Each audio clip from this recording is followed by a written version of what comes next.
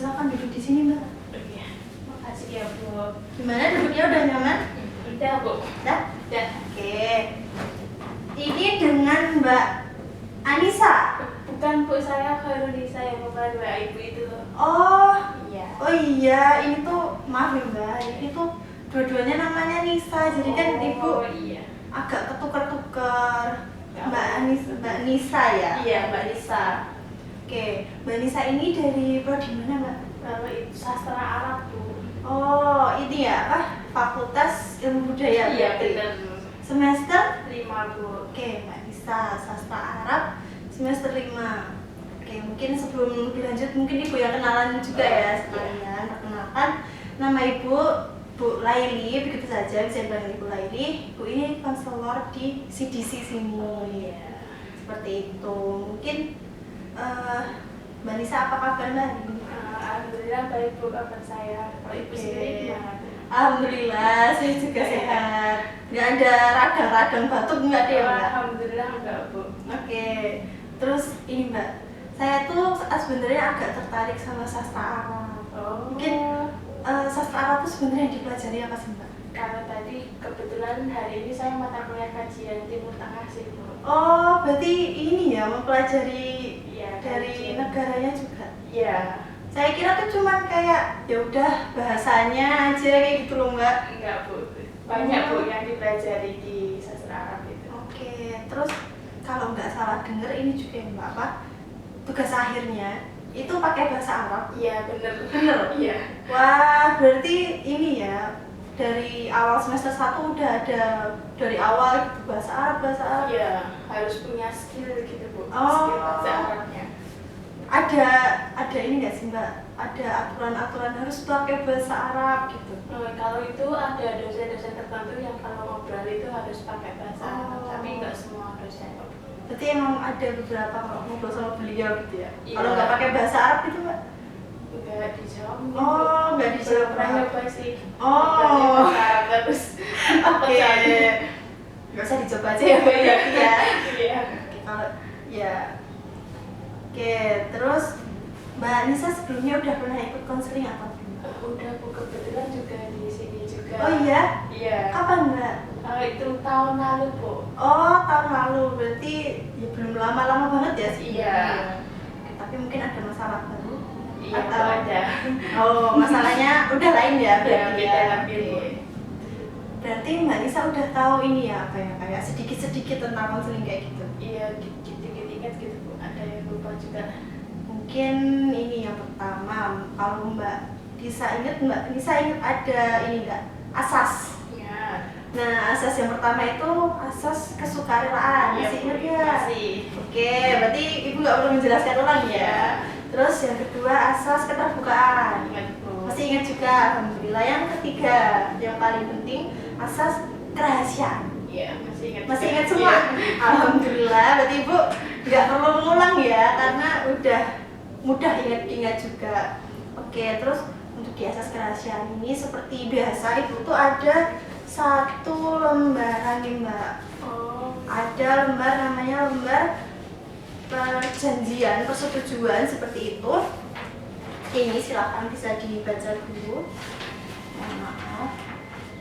Jadi ini tuh isinya bahwa Mbak Nisa yang bertanda tangan, yang nanti tanda tangan di bawah itu menyepakati adanya 6 poin ini Mbak. Ada batasan peran, terus ada batasan layanan, yang mana nanti tuh Ibu nggak bisa nih serta-merta ngasih gini Mbak solusinya. Jadi nanti Mbak Nisa berusaha sendiri gitu ya, kira-kira mana sih yang bisa benar-benar dilakukan kayak gitu. Terus ada batasan waktu. Jadi di sini kita maksimal ada 45 menit saja. Bisa diterima ya Mbak kalau itu? Oh iya, nanti kalau misalnya kurang gitu bisa. Bisa. Kalau misalnya kurang, kita bisa mengatur jadwal lagi nih. Tapi mungkin nggak hari ini ya, mungkin besok seperti itu. Kalau udah dipahami bisa ini ya Mbak, makanya bisa diisi namanya sama ditanda tangan di bawah. Iya Bu.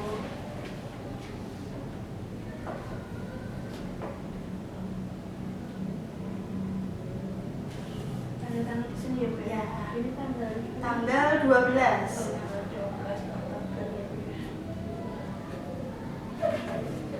Oke, Ibu Ibu terima ya, berarti dengan menandatangani perjanjian ini berarti Mbak Nisa setuju untuk seterbuka mungkin mengenai masalahnya.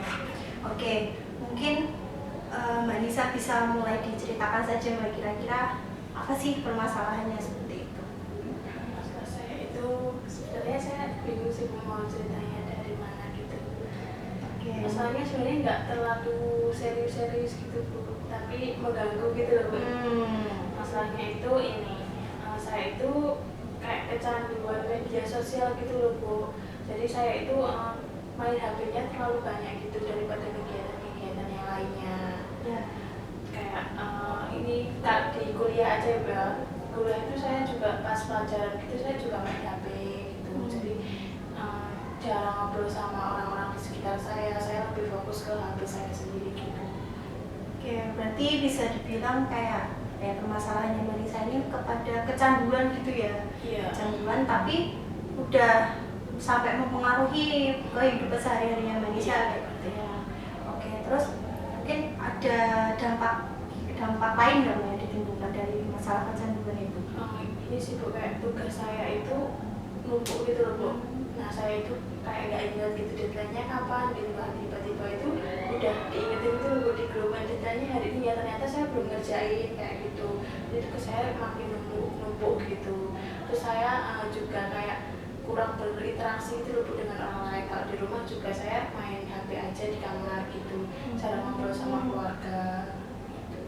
Oke, berarti ini dampaknya lebih ke arah ke tugas-tugasnya sama hubungan sama orang lain ya, termasuk keluarganya. Iya. Oke, berarti dampaknya sebenarnya udah sejauh itu ya Mbak. Terus kalau diingat-ingat lagi sebenarnya kecanduannya itu udah dirasakan sejak kapan sih?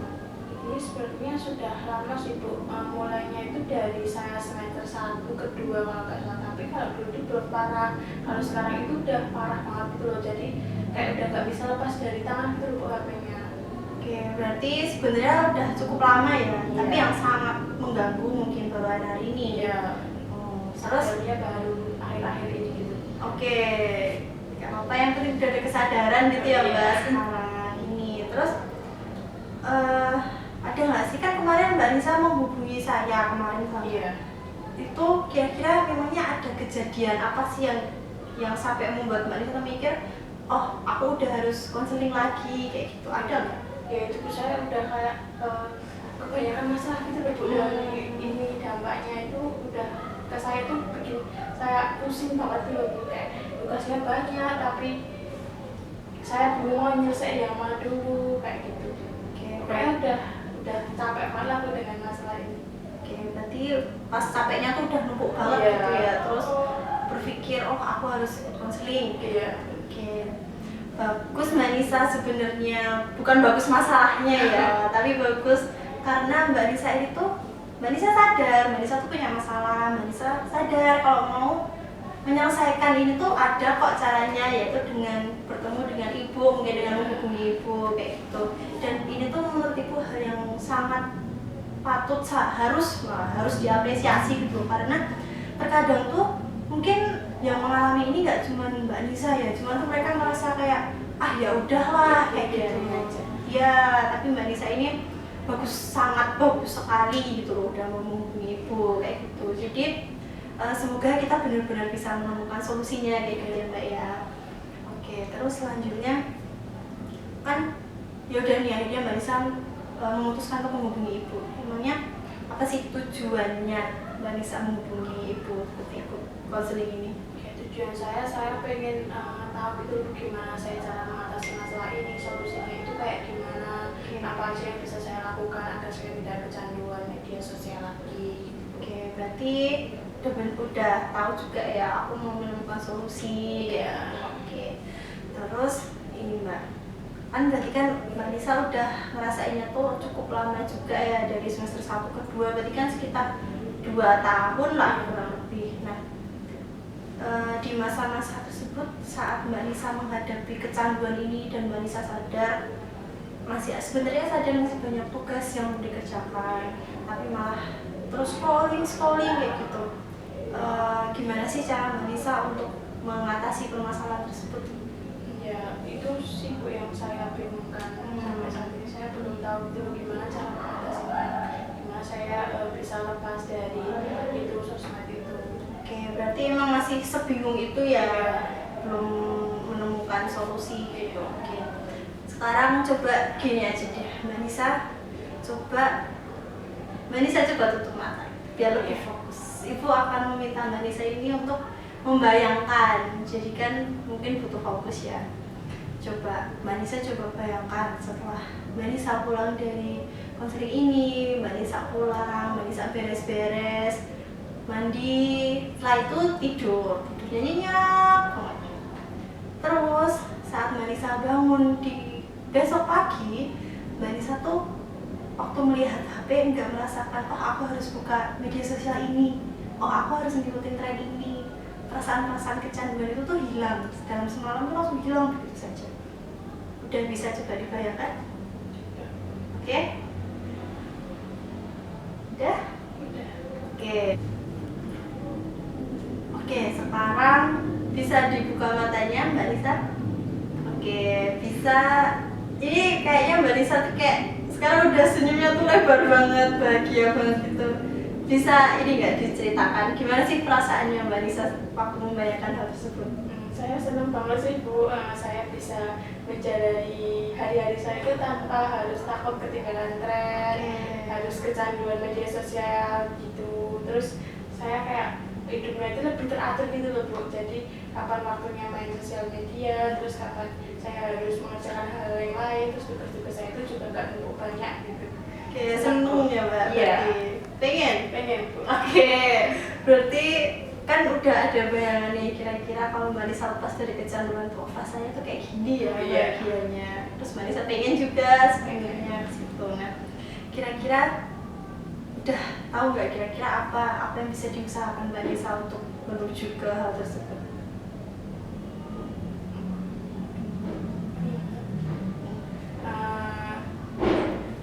Saya belum tahu juga sih Bu apa yang harus saya lakukan gitu. Gak apa-apa, masih bingung ya? Iya, Mungkin bingung. Ini deh sekarang dicoba. Kan tadi Mbak Nisa ada permasalahannya itu let's say kuliah gitu ya. Yes. Saat masuk kuliah Iya. Nah, coba Mbak Nisa inget-inget sebelum Mbak Nisa masuk kuliah yang kecanduan ini tadi kan SMA nih. Nah, waktu SMA itu berarti kan Mbak Nisa bisa dibilang belum kecanduan kayak gitu ya. Nah, emangnya kegiatannya Mbak Nisa sehari-hari itu apa sih? Bisa diinget-inget coba. Kalau dulu itu saya ini Bu, kalau habis sekolah itu kan saya les. Nah, habis itu saya masih semangat gitu belajar lagi. Saya juga suka membaca Bu, membaca novel, cerita-cerita gitu. Saya juga ini suka nulis juga, nulis di kayak Wattpad kayak gitu, bikin cerita-cerita fiksi kayak gitu. Oke, berarti ini ya sebelum kecanduan itu bisa dibilang kegiatannya lebih banyak kegiatan hobi. Berarti Mbak Nisa ini hobinya membaca, menulis, belajar lagi, les gitu. Nah, kenapa hal itu nggak bisa dilanjutin sekarang? Karena sekarang itu kan ngetren banget media sosial ya Bu ya. Jadi saya ke bawah kayak teman-teman saya itu kan pada main sosial media, kayak sekarang kan ada TikTok kayak gitu. Nah, saya itu suka scroll TikTok kayak gitu Bu. Oke, berarti kecanduannya ini lebih spesifik lagi, lebih ke scroll TikTok kayak gitu ya. Iya, benar. Oke, terus tapi kan ini ya, maksudnya kan nggak setiap saat kayak ketemu temennya, iya ada tren ini, maksudnya membelokkan ke situ kan nggak setiap hari ya. Terus di waktu-waktu saat Mbak Nisa sendiri itu Mbak Nisa udah nyoba belum untuk yaudah aku mau baca buku lagi, aku mau nulis lagi kayak gitu? Belum sih Bu, sampai saat ini kebanyakannya masih scroll TikTok terus. Sepanjang hari itu scroll TikTok gitu loh Bu. Karena apa Mbak? Kira-kira? Karena lebih enak aja scroll TikTok, kayak capek kuliah pulang terus rebahan sambil scroll TikTok. Daripada nulis kan kita harus duduk nulis fokus gitu ya Bu. Kalau scroll TikTok kan enggak, kita bisa di mana aja sambil ngapain aja gitu kan bisa gitu. Berarti lebih karena kemudahannya itu tadi ya Mbak. Aku capek nih, udahlah di rebahan aja, scroll aja. Mau baca sambil tiduran kan juga nggak bagus. Oke, tapi misalnya kalau diinget-inget sama perasaannya Mbak Nisa yang seneng banget nih udah ada kecanduan lagi. Mbak Nisa ada kemauan nggak? Nggak mau sih Bu, Oke.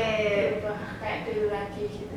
Oke, jadi Mbak Nisa kan ini ada kemauan, terus sebenarnya udah tahu juga nih dampaknya tuh jelek kan, maksudnya kayak tugas-tugasnya numpuk, terus hubungannya sama temennya, bahkan sama keluarganya tuh jadi kurang kayak gitu. Berarti kan gimana kalau misalnya Mbak Nisa itu coba dulu deh buat melakukan kegiatan yang dulu dilakukan kayak gitu. Maksudnya pulang kuliah tuh bukannya langsung scroll TikTok, tapi mungkin bisa kayak ya udah duduk dulu membaca novel, maksudnya lepas dari perkuliahan membacanya novel, atau mungkin menulis yang buku harian seperti itu. Kira-kira kalau misalnya itu menjadi solusi, Mbak Nisa bisa melaksanakan itu nggak? Ya mungkin bisa sih Bu nanti kalau dicoba. Oke, kapan Mbak kira-kira mau nyoba mulainya? Nah, kalau kemauannya sih secepatnya ya Bu, tapi nanti gimana ya? Oke, tahu. amin ya, semoga Yeah. benar-benar secepatnya ya. Yeah. Oke, terus selanjutnya ini nih Mbak. Dari tadi kan Mbak Nisa ceritanya dalam apa ya, bentuknya tuh cerita panjang, deskripsi gitu ya. Sekarang mari kita ringkas ke bentuk angka. Jadi di sini ada angka 1, 2, 3, 4, 5 sampai 10. Oh iya. Angka 1 ini perumpamaan kalau ya udah masalah kecanduan tuh hampir gak ada sama sekali. Jadi Mbak Nisa ya udah scroll seadanya, kalau udah ya udah, terus selanjutnya membaca kayak gitu. Atau makin naik itu masalahnya makin mengganggu, misalnya 10 nih sampai benar-benar kecanduan gak mau lepas, bahkan takut lepas dari HP kayak gitu. Nah, melihat kondisi permasalahannya Mbak Nisa sekarang, kira-kira sekarang Mbak Nisa ada di posisi nomor berapa? Berarti ini 10 ini yang paling bermasalah gitu Ya, betul. Kalau saat ini sih kayaknya di 7 sih Bu. Oke, 7. Berarti menengah ke atas ya. Iya. Udah agak mengganggu berarti Iya. ya. Dari angka 7 ini, kenapa Mbak Nisa memilih angka 7? Ya karena masalahnya ini tuh menurut saya cukup berat gitu loh Bu, cukup Oke. mengganggu kehidupan saya gitu, jadi ya Berarti 7. oke, udah mengganggu kehidupannya Iya. juga gitu ya. Berarti benar menengah ke atas kayak gitu. Terus setelah, berarti kan Mbak Nisa terus ada kemauan, oh aku harus menyelesaikan masalah ini. Oh iya. Kira-kira tujuannya Mbak Nisa tuh, Mbak Nisa mau menuju ke angka berapa? Pengennya sih langsung ke 1 ya biar masalahnya selesai gitu. Oke, amin. Semoga benar-benar bisa tercapai gitu ya Iya. Mbak ya, yang angka 1. Nah, terus tapi kan ini kan nggak cuma sekedar angka aja ya Mbak, ini kan perumpamaan aja. Sekarang di angka 7 maunya ke angka 1. Iya. Kan berarti ada usaha-usaha yang harus dilakukan gitu ya sama Mbak Nisa. Nah, kira-kira dengan mengingat yang tadi udah kita bicarakan, itu kira-kira solusi atau upaya usaha apa sih yang bisa dilakukan Mbak Nisa untuk menuju ke angka 1 tersebut? Ini sih Bu, mungkin membatasi waktu untuk bermain sosial media. Oke. Terus banyakin aktivitas-aktivitas yang tidak ada di gitu Bu, kayak membaca, terus nulis lagi kayak dulu. Oke. Terus banyakin kegiatan di luar rumah atau yang banyak orang berinteraksi dengan orang lain kayak gitu. Oke, berarti sampai sini sebenarnya Mbak Nisa ini udah bisa menemukan ya, oh kira-kira aku bisa melakukan ini, aku bisa melakukan itu untuk mengurangi permasalahan tersebut. Dan sebenarnya Ibu tuh yakin kok kalau Mbak Nisa kan tadi ada kemauan, Mbak Nisa tuh pasti bisa, Mbak Nisa tuh pasti bisa untuk menuju ke angka 1 tersebut lah, kayak gitu. Yang penting ada kemauan ya Mbak. Iya. Oke, terus Ibu mungkin ada sedikit ini nih lembar yang mungkin bisa membantu Mbak Nisa. Ini namanya, ini bisa dilihat dulu. Namanya What Happened in a Week.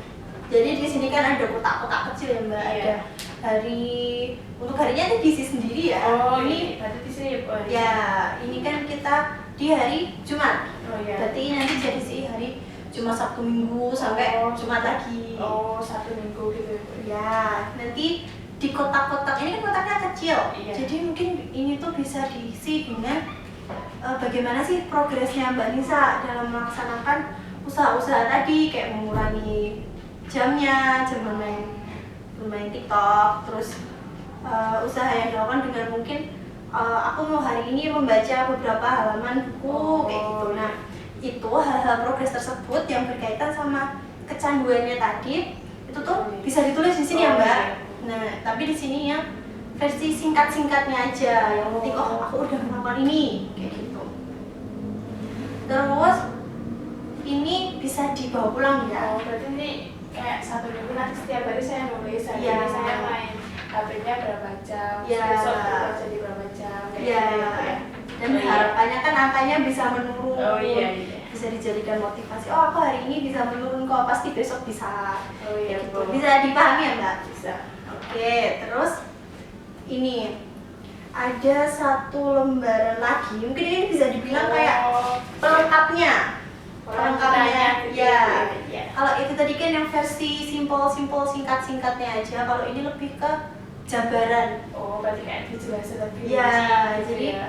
ini kan di sini ada 3 poin, yaitu yang pertama itu dalam 1 minggu Mbak Nisa ngisi yang pertama ini, kira-kira caranya gimana sih? Kok sampai Mbak Nisa bisa mengurangi hal-hal untuk buka TikTok terus kayak gitu. Terus yang kedua, apa yang akan Mbak Nisa lakukan kalau misalnya ada arus yang membawa Mbak Nisa, udahlah ayo canduan aja kayak gitu. Iya. Nah, itu gimana cara Mbak Nisa untuk mengatasi hal tersebut? Terus yang ketiga, gimana caranya mempertahankan aku nggak boleh main HP terus gitu, ditulis di yang ini dengan rinci detail kayak gitu ya Mbak. Oh, iya, Kayak gitu bisa dipahami ya. Bisa. Jadi ini waktunya 1 minggu juga. Oke. Oke, terus ini tadi kan Mbak Nisa udah waktu mengisi angka 7 tadi, itu kan Mbak Nisa bisa dibilang sebelum menemukan solusi-solusi ini tadi ya. Iya. Nah sekarang kan bisa dibilang Mbak Nisa udah bisa menyebutkan solusinya, udah tahu harus melakukan hal ini, hal itu kayak gitu. Nah kira-kira sekarang saat ini Mbak Nisa posisi permasalahannya udah ada di angka berapa Mbak? Antara 3-4 gitu sih Bu. Oke, 3 atau 4? Iya. Pilih salah satu aja. Masih 4 sih. Oke, masih 4. Iya. Tapi udah menurun ya, bisa dibilang kan dari 7 ke 4 udah turun 3 angka tuh cukup signifikan juga. Berarti udah cukup baik sebenarnya, walaupun mungkin belum ke angka 1, nggak apa-apa. Karena namanya kan berproses kayak gitu ya Mbak. Iya. Oke, mungkin dari yang kita bahas dari awal bagian yang permasalahannya Mbak Nisa menemukan solusi, mungkin bisa dirangkum Mbak dari sudut pandangnya Mbak Nisa. Mungkin Kesimpulannya gitu. ya. Nah, tadi kan saya kesini membawa masalah saya kecanduan media sosial, saya bingung harus melakukan apa biar saya nggak main HP terus, saya bisa melakukan kegiatan-kegiatan lain. Nah, dari konseling ini saya bisa menemukan solusi, saya harus mengurangi itu dengan cara kayak membatasi waktu gitu loh Bu. Membatasi waktu Bermainnya ya. media sosialnya, terus saya kayak memperbanyak kegiatan-kegiatan yang lebih baik lagi, kayak membaca, menulis, terus memperbanyak berinteraksi dengan orang lain juga Bu.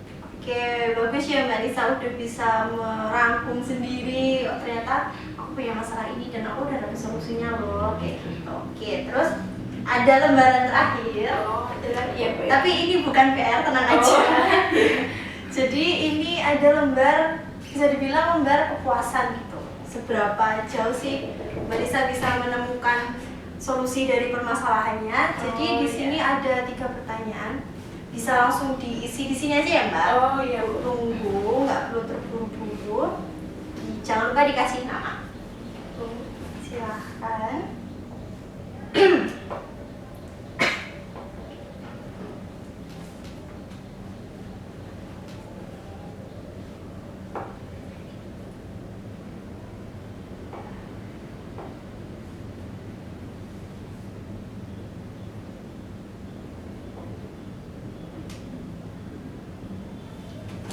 Oke, sudah selesai. Iya.